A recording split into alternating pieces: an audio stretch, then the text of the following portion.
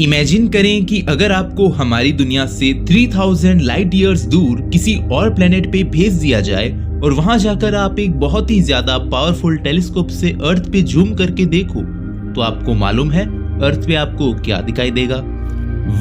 हैरत अंगेज तौर पर आपको वो नजर आएगा जो आज से करीब 3000 साल पहले हुआ करता था, यानी वो दौर जब एशियंट इजिप्शियन पिरामिड्स बनाया करते थे। इसका मतलब ये हुआ कि ये पावरफुल टेलीस्कोप आपके लिए एक टाइम मशीन का काम करेगा। बिल्कुल सही, आप 3000 साल पहले वाले टाइम में जा तो नहीं सकोगे, लेकिन आप उसको देख जरूर सकोगे।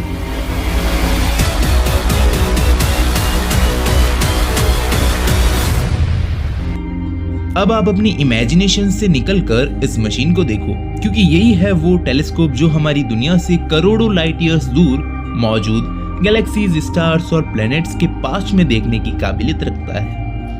और ये 30 सालों की मेहनत के बाद आखिरकार बना लिया गया है। ये टेलीस्कोप नासा के साइंटिस्ट पिछले 30 सालों से बनाते आ रहे हैं, जिसको आज जेम्स वेब स्पेस टेलीस्कोप कहा जाता है। 10 बिलियन या फिर 75,000 करोड़ रुपए खर्च करके बनाए जाने वाला ये टेलीस्कोप हजारों इंजीनियर्स की खून पसीने की मेहनत का नतीजा है। ये दुनिया का सबसे पावरफुल और सबसे ज्यादा कॉम्प्लेक्स टेलीस्कोप है, जो यूनिवर्स में करोड़ों अरबों साल पहले होने वाले वाकयात को देख सकेगा। और इसी वजह से साइंटिस्ट इसको टाइम मशीन का भी नाम दे रहे हैं। नासा के पास अब एक ऐसी चीज आ चुकी है जिसके जरिए अर्थ और इस यूनिवर्स के ऊपर से सीधा पर्दा उठने जा रहा है। लेकिन सवाल तो ये है कि करोड़ों अरबों साल पास्ट में जो कुछ भी हुआ वो ये टेलीस्कोप कैसे देख सकता है? ये टेलीस्कोप काम कैसे करता है और हम इसके जरिए क्या क्या देख सकेंगे? वैसे इस सवाल के पहले आपको ये जानना जरूरी है कि हमें चीजें नजर कैसे आती हैं या फिर दिखाई कैसे देती हैं। चलिए इसको एक एग्जाम्पल के थ्रू समझते हैं। जब हम किसी अंधेरे वाले कमरे में जाते हैं तो बेशक हमारी आंखें खुली हो, लेकिन हमें कुछ भी नजर नहीं आता है। लेकिन जैसे ही कमरे में लाइट ऑन होती है तो हमें सब कुछ नजर आने लग जाता है। इसका मतलब ये हुआ कि जब कमरे में अंधेरा था तब सभी चीजें वहीं पर थी, यानी वहीं पर मौजूद थी, लेकिन हमारी नजर में वो नहीं आ रही थी। लेकिन जैसे ही हमने लाइट ऑन की तो लाइट उन सभी चीजों पर से रिफ्लेक्ट होकर हमारी आंखों पर पड़ी, तो हमें वो सब कुछ ऑब्जेक्ट्स या वो सारी चीजें हमें नजर आने लग जाती है। यानी हमारे किसी भी चीज को देखने के लिए लाइट बहुत ज्यादा इंपॉर्टेंट रोल प्ले करती है। लाइट जो कि 3 लाख किलोमीटर पर सेकेंड से ट्रेवल करती है, उसको एक छोटे से कमरे में फैलने में जरा सी भी देर नहीं लगती है। लेकिन जब यही लाइट हमारी इतनी बड़ी यूनिवर्स में फैलती है तो जाहिर सी बात है इसको भी एक जगह से दूसरी जगह जाने में टाइम लगता होगा। चलो इसको भी एक सिंपल से एग्जांपल्स के थ्रू समझते हैं। चांद और अर्थ के बीच में 3,84,000 किलोमीटर का फासला है। सूरज की रोशनी चांद से टकराकर जब अर्थ पर पहुंचती है तभी हमें चांद नजर आता है, और ये रोशनी चांद से अर्थ पर पहुंचने में 1.25 यानी 1.25 सेकेंड्स लग जाते हैं। इसका मतलब ये हुआ कि जो चांद हमें रात को नजर आता है वो असल में चांद का 1.25 सेकेंड यानी 1.25 सेकेंड पुराना वर्जन होता है। ये तो रहा चांद जो कि अर्थ के काफी करीब है। दूर जो चमकता हुआ तारा आप देख रहे हो ये है सैटर्न, जो कि हमारे ही सोलर सिस्टम का एक प्लेनेट है। अर्थ से लेकर सैटर्न की दूरी करीब 160 करोड़ किलोमीटर है। यानी लाइट जो कि 3 लाख किलोमीटर पर सेकेंड की स्पीड से ट्रेवल करती है, इसको सैटर्न से अर्थ पर आने में पूरे 5333 सेकेंड्स लग जाते हैं, यानी करीब 1.5 घंटा लग जाता है।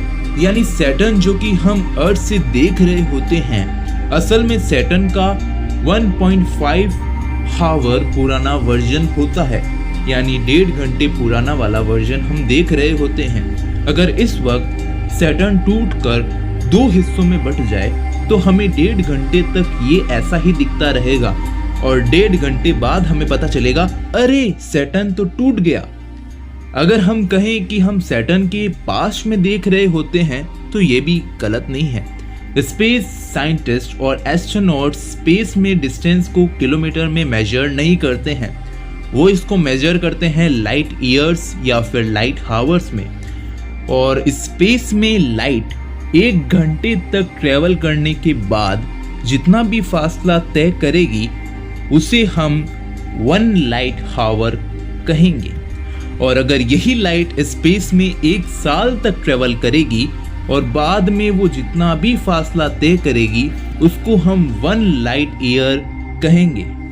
जैसा अभी हमने जाना कि सैटर्न से अर्थ तक लाइट पहुंचने में 1.5 घंटा लग जाता है, तो हम ये भी कह सकते हैं कि सैटर्न अर्थ से 1.5 लाइट हावर्स दूर है। अब हम चलते हैं हमारे सोलर सिस्टम से भी बाहर। यूनिवर्स बहुत बड़ी है, इतनी बड़ी कि इस तस्वीर में आप गैलेक्सी देख रहे हैं, ये है हमारी मिल्की वे गैलेक्सी। और इस गैलेक्सी में जो ये छोटा सा डॉट आप देख रहे हैं, यहाँ कहीं हमारा सोलर सिस्टम है। ये मिल्की वे गैलेक्सी 1,25,000 लाइट ईयर्स जितनी फैली हुई है। यानी हमारी गैलेक्सी के एक कोने से दूसरे कोने में लाइट को पहुंचने में 1,25,000 साल लग जाते हैं। लेकिन हैरान करने वाली बात यह है कि ऐसी ना जाने कितनी गैलेक्सीज इस यूनिवर्स में मौजूद है, हमारी आंखें उनको देख नहीं सकती। वो इसलिए क्योंकि इतना दूर होने के कारण उनकी लाइट इतनी डिम है कि हमारी आंखें उस लाइट को कैप्चर नहीं कर सकती। लेकिन फिर अगर इन गैलेक्सीज और इनमें मौजूद प्लैनेट्स को देखना हो तो फिर इस्तेमाल किया जाता है टेलीस्कोप। टेलीस्कोप के अंदर कर्व्ड शेप का मिरर लगा हुआ होता है, तो थोड़ी सी भी लाइट एक पिन फोकस पर रिफ्लेक्ट करता है, जिसे बहुत डिम लाइट भी मल्टीप्लाई हो जाती है। जो टेलीस्कोप जितनी ज्यादा लाइट इकट्ठा कर पाएगा वो उतनी ही ज्यादा चीजों को स्पेस में देख सकेगा। 1990 में लॉन्च हुआ हबल टेलीस्कोप हमारे सोलर सिस्टम में 10 बिलियन लाइट ईयर्स दूर मौजूद गैलेक्सीज को भी देख सकता है।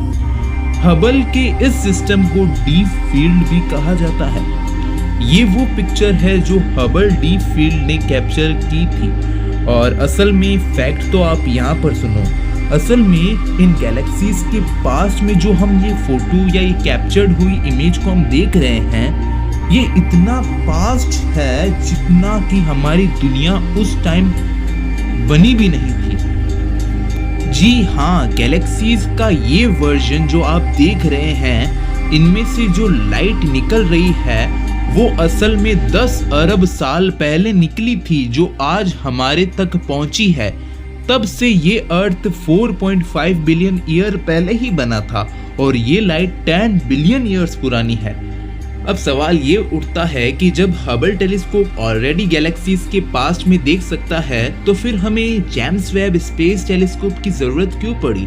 हबल टेलीस्कोप में 2.5 मीटर बड़ा जबकि जेम्स वेब में 6.5 मीटर बड़ा मिरर लगा हुआ है। हबल टेलीस्कोप इंसानी आंखों से 100 गुना ज्यादा लाइट इकट्ठा करने की काबिलियत रखता है, जबकि जेम्स वेब स्पेस टेलीस्कोप इंसानी आंखों से 10 लाख गुना ज्यादा लाइट को इकट्ठा कर सकता है। इंजीनियर्स का तो कहना ये है कि जेम्स वेब इतना पावरफुल है कि हम उसको अगर चांद पर रखेंगे तो वो अर्थ पर किसी छोटी सी कैंडल लाइट को भी देख सकता है। ना सिर्फ इतना, बल्कि James Webb space telescope infrared light को भी देखने की काबिलियत रखता है। साइंस के मुताबिक जो गैलेक्सीज और स्टार्स हम देख रहे होते हैं वो दरअसल इतने दूर हैं कि उनकी लाइट हमारे तक पहुंचते पहुंचते इंफ्रारेड लाइट में कन्वर्ट हो जाती है। इंफ्रारेड लाइट जो ना हबल डिटेक्ट कर सकता है और ना ही एक इंसानी आंख। जेम्स वेब स्पेस टेलीस्कोप की मदद से हमें उन गैलेक्सीज का भी पता लग जाएगा जो यूनिवर्स में मौजूद तो हैं, लेकिन हमें उनको देख नहीं पा रहे होते। इस टेलीस्कोप का मेन मिरर 18 हिस्सों में बनाया गया है। जब उनको स्पेस शटल में डाला जाएगा तो वो फोल्ड हो सके और स्पेस में जाकर एक खास मुकाम पर पहुंचकर वो दोबारा खुल जाए। क्योंकि जेम्स वेब स्पेस टेलीस्कोप को इंफ्रारेड लाइट डिटेक्ट करनी है, इसी वजह से स्पेस में इसका ठंडा होना बहुत ही ज्यादा जरूरी है। इसके मिरर वाली साइड पे सूरज की थोड़ी सी भी तपास ना लगे, इसी वजह से इसकी डायरेक्शन सूरज के अपोजिट साइड पर होनी चाहिए, जबकि इसकी बैक साइड पर सन शील्ड लगी हुई है और उस सन शील्ड की पे 6 लेयर्स लगाई गई हैं। ये सन शील्ड खोलने के बाद एक टेनिस कोर्ट के जितनी फैल जाती है। ये सब कुछ इतना कॉम्प्लेक्स है कि अगर स्पेस में इसके खुलने के वक्त एक छोटी सी भी गलती हो ना तो करोड़ों डॉलर और सालों की मेहनत पानी में फैल जाएगी। 25 दिसंबर 2021 को जेम्स वेब स्पेस टेलीस्कोप को स्पेस में हमेशा के लिए रवाना कर दिया गया है।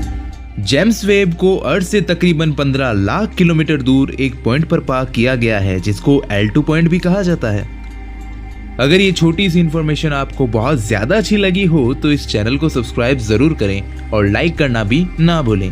Thank you so much for watching. मिलते हैं आपसे नए वीडियो में, तब तक के लिए सी यू सून।